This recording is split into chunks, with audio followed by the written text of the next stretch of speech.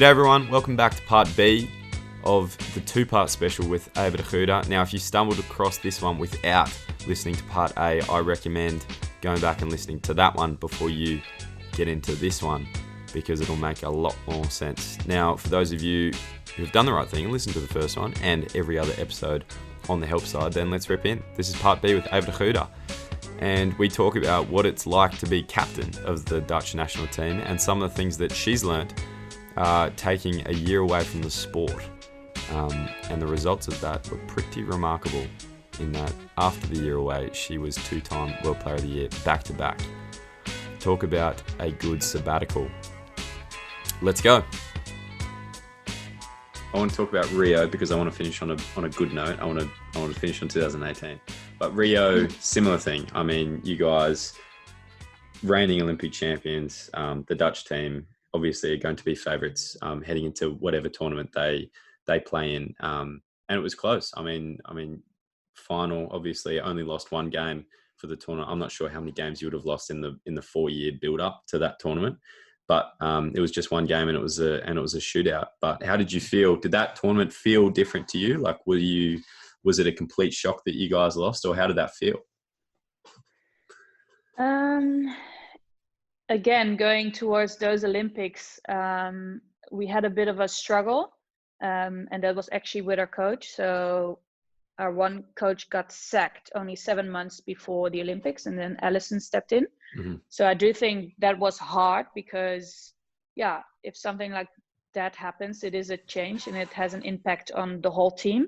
Mm-hmm. And normally you work towards the Olympics for 4 years or for at least 2 years, but most of the time 4 years. And you do that with your whole staff and with the team. And yeah, this really interrupted our sort of way towards the Olympics. In the end, it was a really good decision, and it was what was needed at that time. But to do something where you normally work 4 years for, to do it now in 7 months, that's quite hard. So I do think that at that moment when it happened with the coaching, like the change of the coaching staff and everything, that if you would have told me or asked me if we would win a medal in Rio, I would have said, no, there's no way, because there's not enough time to prepare well for this. So in the end, I'm very proud that we got into that final and that we made it through the Olympics. Even, it was such a short time that we had to, train. But then in the end, if you look at that final game and the way we lost it, it's still very painful, because we played so well and I really had the feeling that we outplayed them. But the only thing we didn't do right is we didn't execute. So we had a stroke, we missed it. I think we even hit the post twice, a crossbar. I mean, can you even believe it? And those are the things. It is sports and that happens, but that was really at the wrong moment for us. And that's what GB did better in the end. They didn't have a lot of chances. They didn't get a lot into our D, but the chances that they had, they scored. And then it goes to shootouts, and shootouts is, I think we lost a bit of our belief when it went to shootouts, because we had our chances during the game. You don't take them, and then you're like, oh, okay, now shootouts, And I think for them, they were in a better vibe and they were ready for that. I think if you get us as a team to shootouts, you have a chance to win, because shootouts is, it's 50-50. And it was just such a disappointment. But then to me, it was so important to realize, and especially for the younger girls who played the first Olympic Games, you've won a silver medal. I mean, come on. You should be so proud of it. And it's just the start of your whole career. You've won the silver, and yes, I won gold before twice, but still, you've won a silver. It's something amazing, something that people dream of. So we should be happy about it. So I do think in the end, that feeling was way bigger than the disappointment, because especially looking at where we came from, it was something special, and it still is. And I'm still very proud of that whole tournament and what we've done as a team.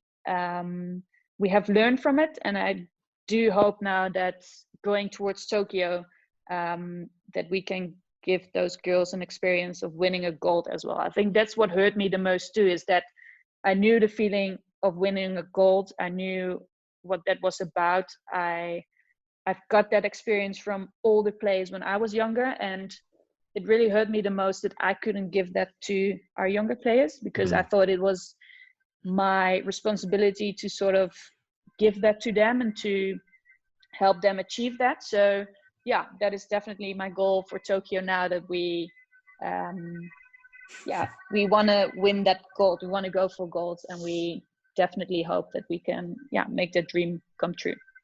Sure. That's a pretty incredible attitude. I listened to a few podcasts with particularly individual athletes who have such high expectations of themselves. And there's a famous Australian swimmer called Grant Hackett, and he spoke about how, he sees every silver medal as a failure, which is just bizarre thinking about it, considering how many golds he has in his repertoire. And I think that's a pretty powerful attitude about how, like, your pride in your team from coming from that adversity with the coach to still winning a silver medal is amazing. This is the last tournament. That's the last major. I feel like I should mention the 2018 gold. Like, again, there aren't many World Cups in any code that can boast a scoreline like this. So you beat South Korea 7-0, China 7-1, Italy 12-1. You beat England, the old rival, 2-0 in the quarterfinal. I'd be interested to hear about that. You got past Australia in a shootout in the semi-final, and then you beat Ireland 6-0, who did incredibly well to make it to the final. First of all, I want to talk about England, how that was playing them, similar story, and then move through to the semis and the finals. And what was it like to play England? Again, it's a familiar foe, familiar story to 2012 versus 2010. You come up against a team that beat you in an important game. How are the feelings around that? I think, of course we were nervous, but I remember clearly that we really tried to not or that we actually didn't put it down as like to get our revenge on England, because it was a completely different tournament. We were on a completely, like, some new girls, and it was just completely different. So for us, it's more about focusing on us, what we can do better and how we can beat them, instead of trying to beat them because they beat us. It's always special to play against England, especially in England, because I think a lot of their fans hate us, which is fine.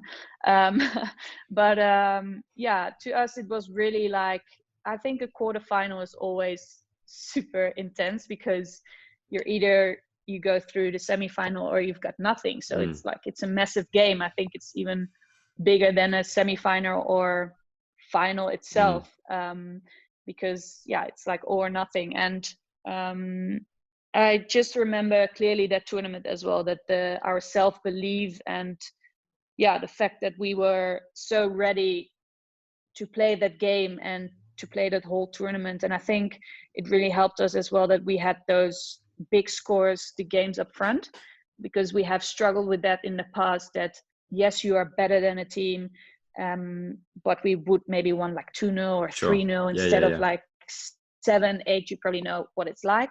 And I think it really helped us that we now did beat some teams with high scores, because we are better and we could execute all the chances that we had, or most of them. So that really helped us. And I think it was more just about ourselves and trying to prep ourselves for that game. And it wasn't about GB at all, but just about Holland playing a quarterfinal, and it ended up to be GB in the end. So no hard feelings towards them, but more focusing on ourselves. And going into that shootout against Australia, confident? Definitely confident. It's just so hard, because I think with a shootout, it's such a fine line with being confident or not. And I was definitely confident that the girls who would take our shootouts would score them. But then again, I think that during the game, we should have won it during normal time. And we didn't play our best game. And I do think that we have that often during a tournament as well, that there's at least one game where we don't really play so well.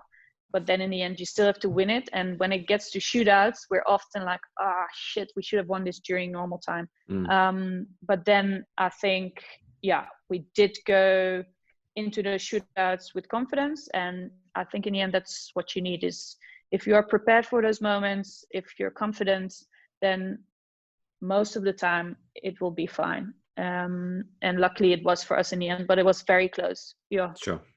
Intense. Yeah. And then, I mean, it was a very strange final. Ireland did incredibly well to make it to the final, but I could confidently say that perhaps with the exception of maybe some of the Irish girls, not many people would have expected the Dutch to come up against Ireland in the final of the World Cup. How did that play out? What was the preparation like? I'm not sure, but I don't think you would have expected to play Ireland at all. So No, how was that? I think as a Dutch team, we do prep and we do look at our opponents as well, but we really do feel that to beat an opponent or a country is to really look at ourselves and our strengths. So we have looked at their strengths and what they can do, but then we try to turn it around in how we can do it better, or what we already have in our own play to excel at during that game. So it was tough for us because we have watched some of their games, and they had close calls with, I think, Spain and even England at that time, or GB, where it was amazing that they made the final. And we actually, in the end, we just focused on us, and we knew that we had to score. And I think once we score, then we score more. And it was just hard to prep because, like you say, we didn't expect to play them, but then in the end we focus a lot on ourselves anyway. So that's what we did. Sure. What we normally do. Sure. And I don't think in many gold medal games in a tournament would you be up 4 or 5-0 with not a lot of time to go.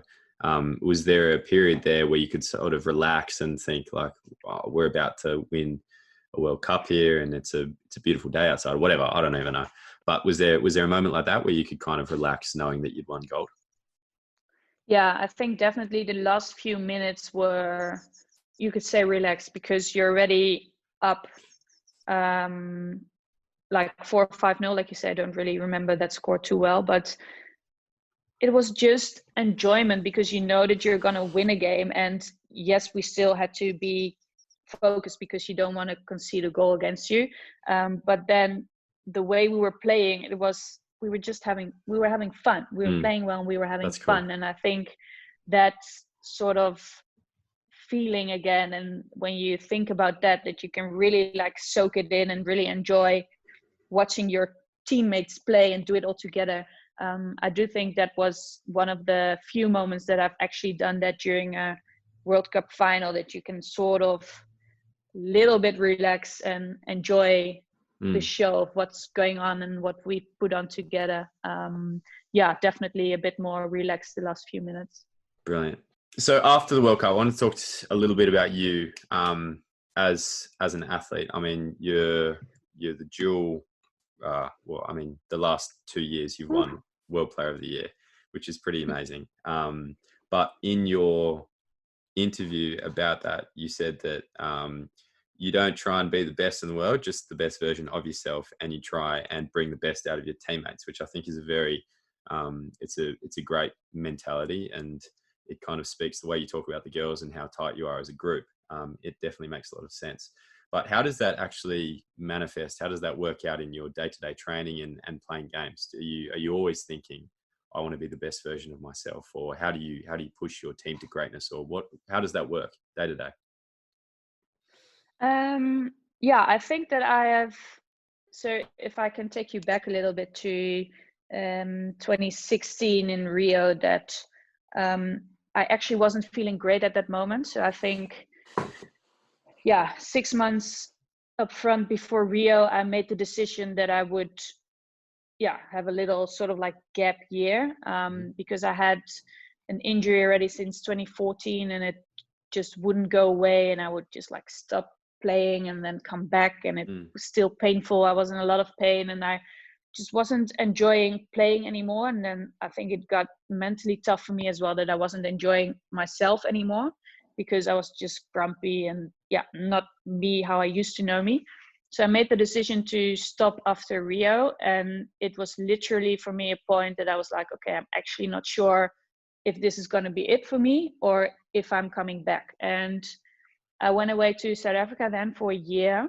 And I came back in, the end of 2017 to start again with my club season, because during my time in South Africa, I could just like let it all go, think about what I had done, and just not worrying about hockey or that whole environment. And I started playing there, which was so funny because as you can imagine, the level of playing there is just completely different to what it's like in Holland. And I remember people coming to watch, and I hear people say like, "Ooh, is that her?" Like, I mean, it's not that special, but to me it was like, I haven't touched a stick in 7 months. And like, it used to, when I was younger, that used to really like hurt me and get to me, because I put so much like time and effort in it to be really good. And if you wouldn't have your day then and people would say that, I would be like, oh, come on, I don't want to hear that. I train hard to be a good player, so that's what you want to hear. But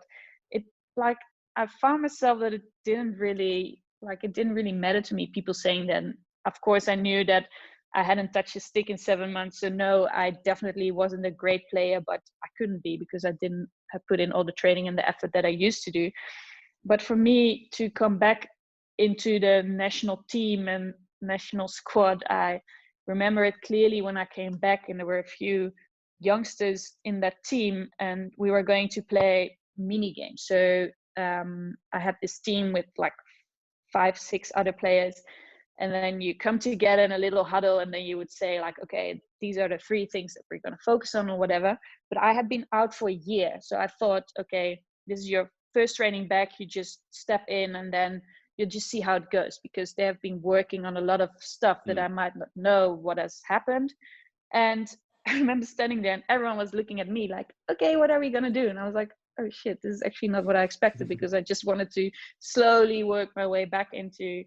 But that's when I realized that even though you step out of the game, when you come back, people still see you as the same.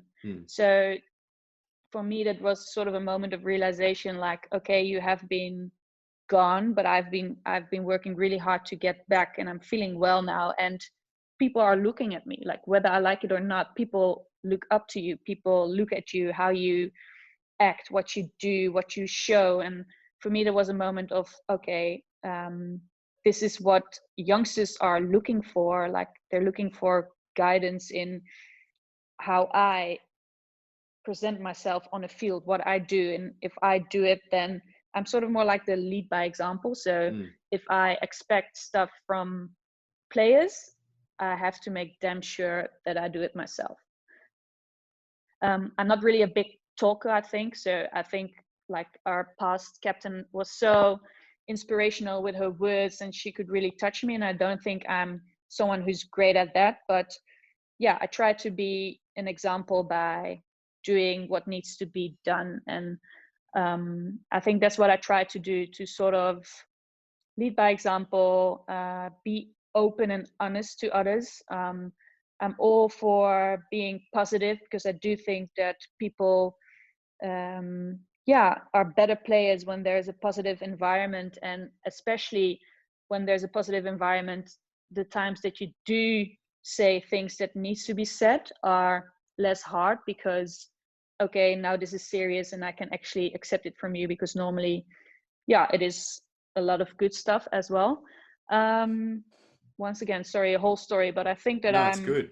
all for the lead by example, and really trusting myself to do all the stuff that needs to be done, and then show others more than all the talk and no acting. Sure. Is this something that you always kind of felt? There's a few parts to this question, so I'll try and make it understandable. So there was a year you weren't enjoying your hockey in 2016 after Rio, and before that with the injuries. There's a lot of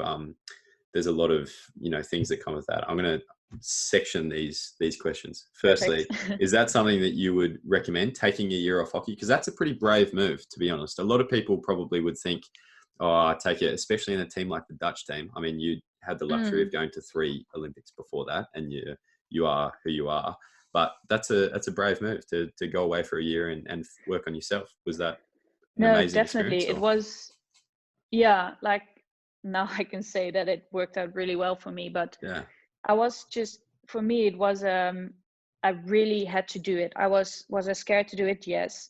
Did I take a risk? Definitely. I was so scared that if I wanted to come back, that they wouldn't want me anymore, or that I wouldn't be good enough anymore. I was scared that I didn't want to come back at all, because, and then I had finished my career, my sport that I loved so much. I would have finished it like almost hating it and myself for not enjoying it anymore. So yeah, it was definitely one of the toughest decisions I made, but then in the end it turned out to be a really good one for me, and especially because I could go to South Africa and leave. I think if I stayed here in Holland, it would have been hard for me to step away from it, because hockey is sort of my life. It's everywhere. Even though you step out of it, you would still see everything and hear everything. So just to go to the other side of the world and spend some time with Tim, with my boyfriend, that was for me just the most important thing, I think. And just to step back, work on yourself, learn from others, listen, and just really find your energy back. And I think I really went back to when I was younger, like, why do you play hockey? Why did you start playing hockey? Because I started to play it because my friends were going to do it, and because I love the game, and I just love to play with others. I love to be surrounded by others, to give others an opportunity to excel as well. That's, as a kid, I always was like, okay, I have the ball, to who can I pass it now so they can do something with it? That was me. I used to play tennis, and I always used to tell my parents, like, please let me play on court 10, because then no one is coming to watch me, because they always go to court 1. That's where all the good players are. I just didn't want people to just look at me. And I think as a little girl playing hockey, that's where all that passing come from, because I was like, okay, I have this ball for way too long now, I want to pass it to someone else. And I think I went really back to that, like, why did I start playing? Because I just enjoyed it and loved it so much, the game and the whole team environment. And I think that's the last 2 years, 3 years now that I'm back, that's what I really am doing. I'm just really enjoying it, how I used to love it. And for me, that's the only way I can keep on playing. Because if that enjoyment wouldn't be there, I wouldn't be able to get the best out of myself. I wouldn't be able to be the best person that I want to be. And to me, I would recommend it if people would feel like that, but that's just because it worked out well for me. And I don't know if it will work out for everyone else, but yes, it was a risk. It was really needed for me. And in the end, it worked out well for me. Yeah, okay. Is it with the lead up to 2016, would you say you look at hockey and your role within the team or playing for the Dutch team, is it different? Did you kind of, when you talk about the reasons why you play hockey or why you started playing hockey as a kid, is that something that you'd kind of forgotten, or that was something that was always there, or what happened?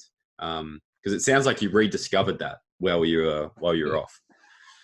I think you sort of forget it along the way, because you're just into this zone. And I could even say like this sort of like hockey tunnel vision, that you're like, okay, we train hard, I want to be better, I play hockey just because I play hockey, like that's who I am. But it's more than just that. And I think that I've forgotten that along the way. And maybe because I was already in the national team when I was very young, and I mean, we hardly have breaks, so you keep on training for over 10 years. And then I think I was just a bit done, and I was just going where the wind was blowing, and not really maybe staying true to myself as well, like who I am and what I wanted to achieve. And I think of course those injuries didn't really help, and that makes it worse. But it is Sorry, I'm just thinking of what I wanted to say. Yeah, that's okay. I heard that siren. I heard the classic Dutch ambulance out before. That's okay.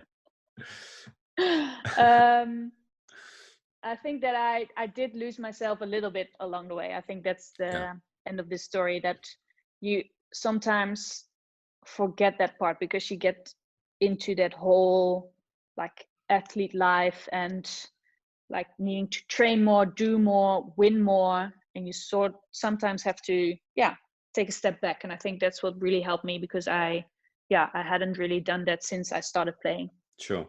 In again your FIH profile, I'm not sure if you're aware that you have one of these, but you would have completed a questionnaire, and it's on the FIH Pro League. So I'm getting a lot of my stuff from there, which is good. So I'm glad you did that. Anyway, one of the things that I think the question was worded something like your biggest weakness or something like that, and you said frustration. Was a big thing for you. Is that fair, or is that just kind of like because you're filling in a survey you had to put something, because there are a few one-word answers in there? I'm not too sure if it was. I hope it was a survey from a little while ago, because I do think that's what I used to as a player growing up as a kid a little bit. But I think until I was, well, maybe you can even say before I took that year off, I have always been someone who is trying to get the most out of myself, out of the way I play hockey. And if I do something, I do it, I commit fully. It's 100%. And I was harsh on myself because I always think that I can do better. I used to look like my little clips, I used to look back at it, and then I would pick out the ones that I was doing something wrong, and I would be like, okay, what can I do better? Like I was always focusing on, even though I did a lot of stuff right as well, it was more like, okay, what can I do better? And I think that I sometimes expect that from others as well, or to put in at least the same amount of effort or work that I put in there. And I think that I at the start didn't really understand that. Of course I know that people are different, but that they feel different about stuff as well, or that they do things differently. And it doesn't mean that because they do it differently they don't take it seriously, but that's sometimes when it would get me very frustrated, that I had the feeling that people, because they do it differently, didn't take it seriously or didn't put in all the work that I would put in.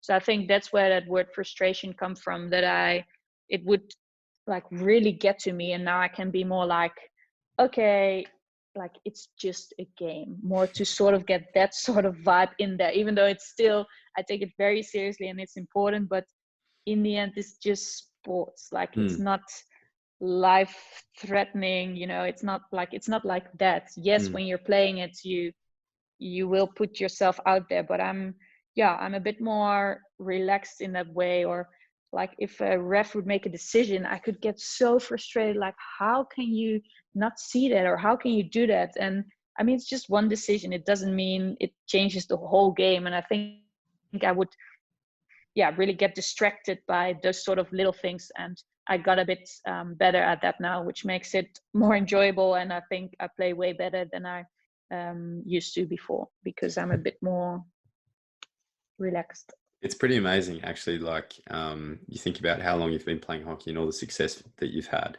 but you spent a year out of the game in 2017, and then you won back-to-back World Player of the Years with a 12-month long break in the middle. So that's pretty amazing. Do you think that mindset has, I just want to touch on the fact that you said you're playing better now. Do you really think that? You really think that this mindset has made that much of a difference to your hockey? Yeah, I don't think I'm a different player, because I think that everything I do now, I had that in me already. But I think that my mindset definitely has helped me a lot with this, just to sort of that brings it all together for now, I think. And like, don't get me wrong, that year away was amazing, but I've never worked so hard to get back, because gotcha.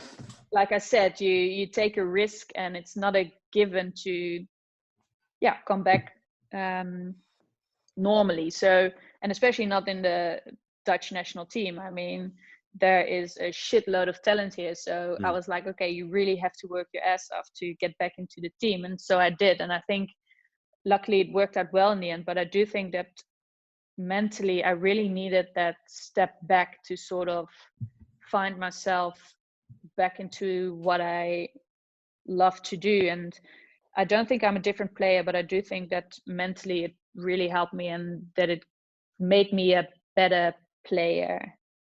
I don't think I'm a better player, but I do think that it made me a better player. It doesn't make sense, does it? It makes sense. It makes sense, I think. I think it makes sense. Maybe to make sense of that, you've recently, I think at the start of 2018 or midway through, no, end of 2018, you became captain, full-time captain of the Dutch team. Is that right? Yeah. Talk to me about being a leader and talk to me about how to be a leader in one of the most successful sporting teams in the world. What's your job and how do you do it?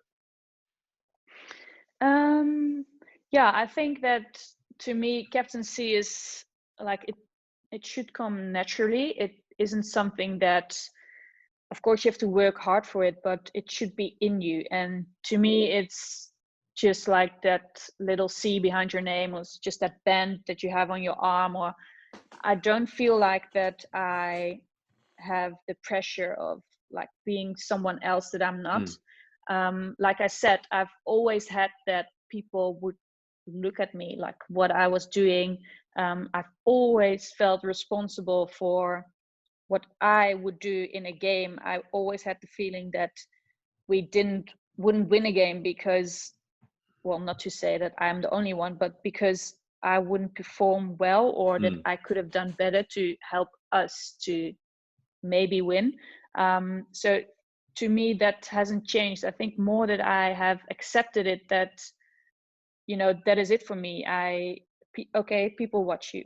Cool, people watch you. That's fine. They can watch you. If you perform and still if you make mistakes, but you try to make them better, or when you make a mistake, get the ball back or whatever, it's fine because it's human. Like, even though you achieve to or aspire to be the best, you doesn't mean you don't make mistakes. And I think for me, it has been a lot about accepting that some things are what they are, the same as that as the Dutch national team, we are the team to beat. Okay, that's fine. We are expected to win. Okay, it's fine if people expect that. You know, more to sort of accept that that is the case, and what do we do now to sort of prep ourselves or to sort of make sure that we are ready for it. And like I said, I think I've always had the workload that I can put in there. I've always be the one who would, you know, run up front and to do all that sort of stuff. So the whole sort of lead by example, that is more my kind of thing, that I think that is what people respect about me, and that's what they look at when I'm on the field. And I just have gained the sort of self-belief in myself that I have never had before, not before 2016. Like, I knew I was a good player, like I know I can play, but now I really truly do believe that I'm a good player, and even though I make mistakes, it's okay. Yeah, that's amazing. So is it fair to say that you, I guess the difficulty with, I can imagine with leadership in general, is that you feel like a leader looks like this. And if you're not like that, then I can imagine that there's maybe a little bit of pressure to feel like you have to be like that or something like that. Do you think the fact that you became a captain after that experience away in South Africa and a lot later in your career, do you reckon that took away some of that? I guess, do you think being older made a difference in that self-belief thing? Yeah, definitely. I think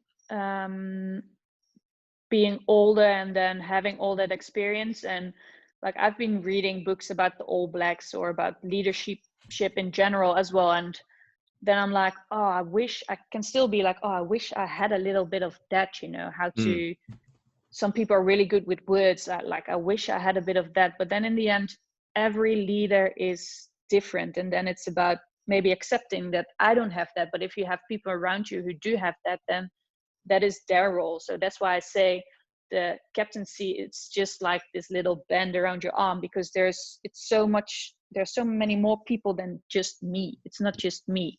I'm just wearing the band, like that's it. And of course you have maybe towards the media, you've got some more responsibilities, but then that's it. And yeah, I think really, especially if I look at the national team as well, we've got so many players, and especially because we play so long together as well, who feel responsible and who take responsibility as well. So it's definitely not just me, and that makes it a bit easier for me too. That's amazing. That's a really good answer.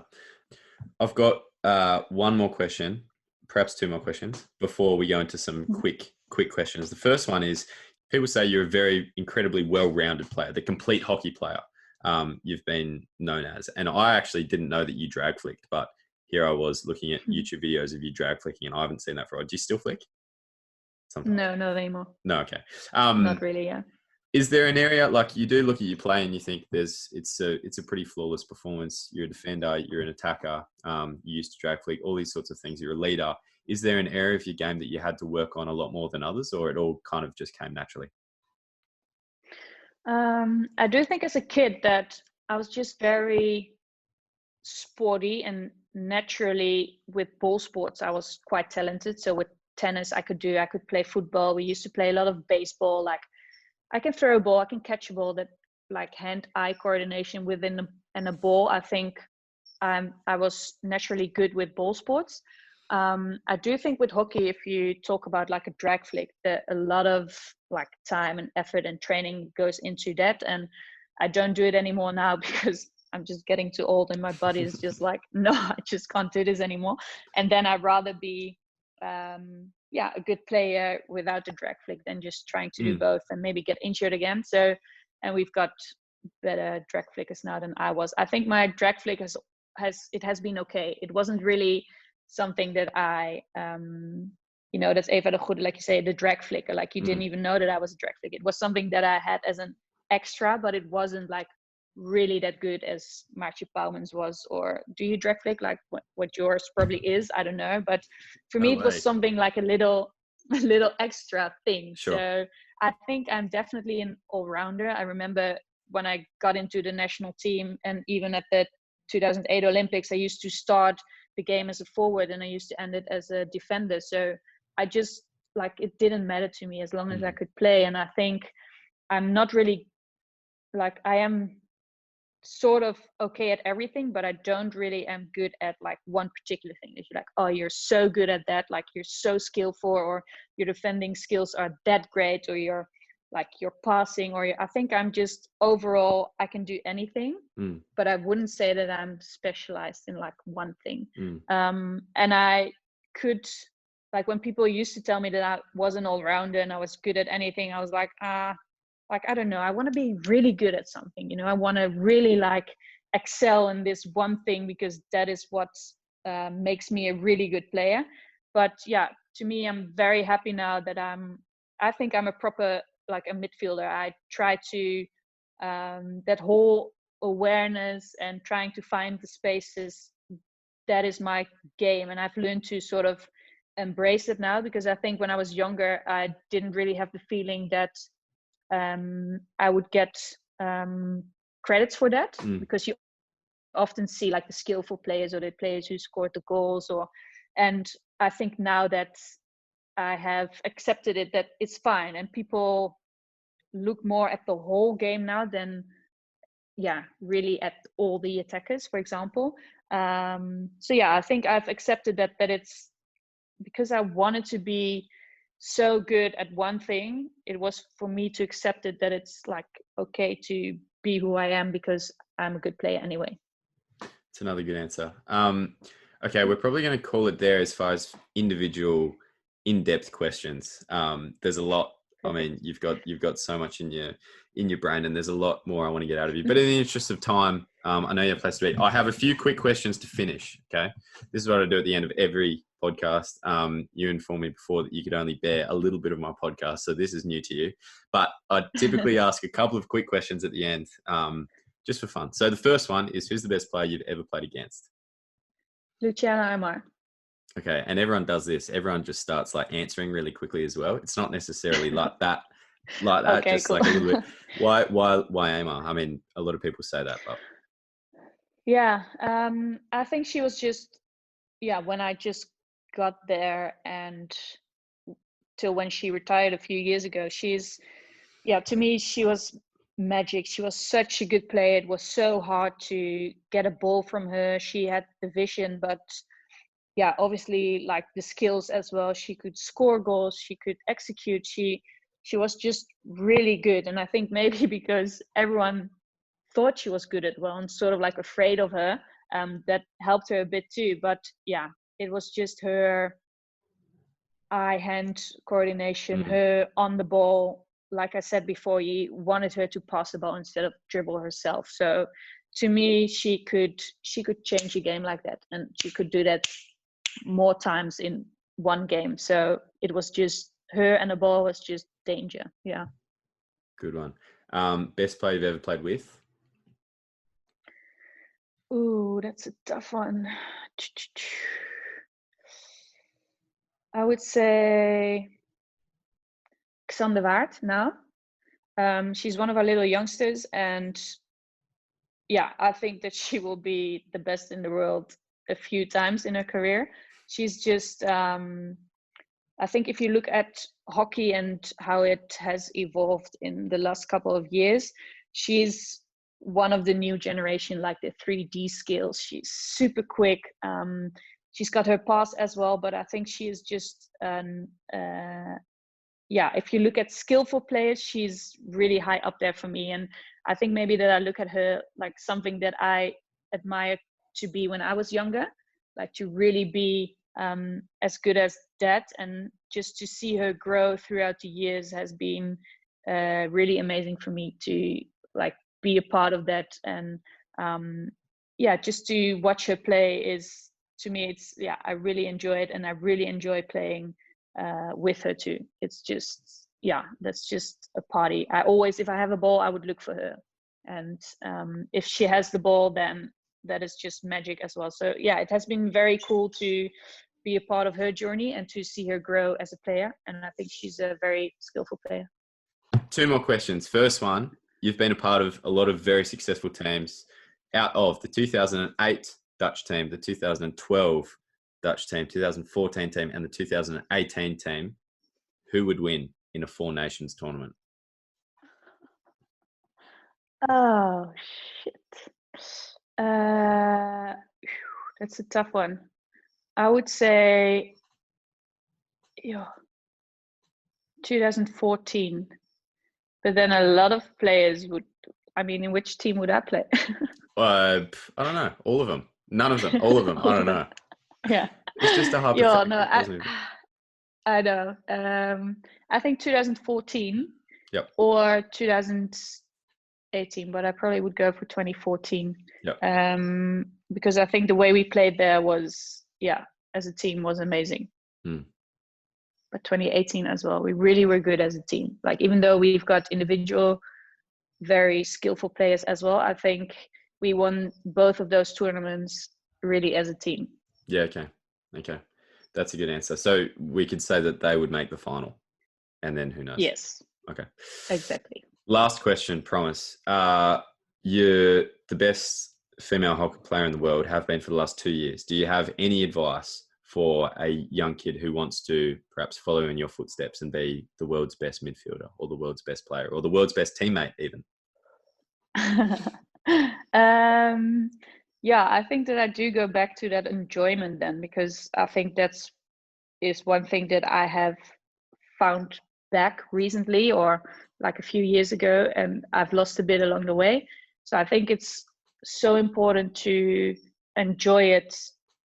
Like, everything you do, you really have to love it, you have to enjoy it, and I think only then you will get there, because then you are willing to put in the hard work and you are willing to give it your all. And I just love to share things as well, and I think that's why I love to play in a team sport too, is that I can really enjoy watching my teammates play, or how we set up a play and then score in the end. It's not about me out dribbling like 4 or 5 players. I really don't care about that at all. I just love it to see how we as a team can beat other teams and then really destroy them by playing. So I think you have to enjoy it, and yeah, you have to.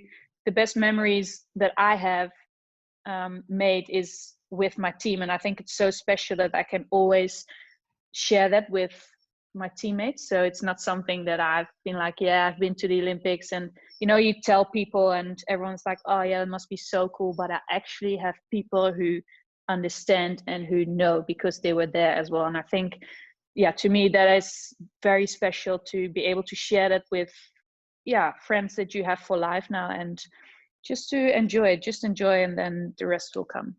Brilliant. We're going to leave it there. That was it. I promised to be the last question, and it is. Thank you so much for giving up your time and speaking to me. It was fantastic. Sure. I've learned a lot, and I'm sure that episode will go really well because that was incredible. Thank you. I really enjoyed it. So thank you for your time as well. Big thank you to the production team of David Moore, Tim Collier, and Jimmy Stevens. If you do like the Help Side, please like, subscribe, interact. We'd love to hear from you. You can find us at the Help Side on Twitter, Facebook, and Instagram. That's it for now. We'll catch you on the Help Side next time.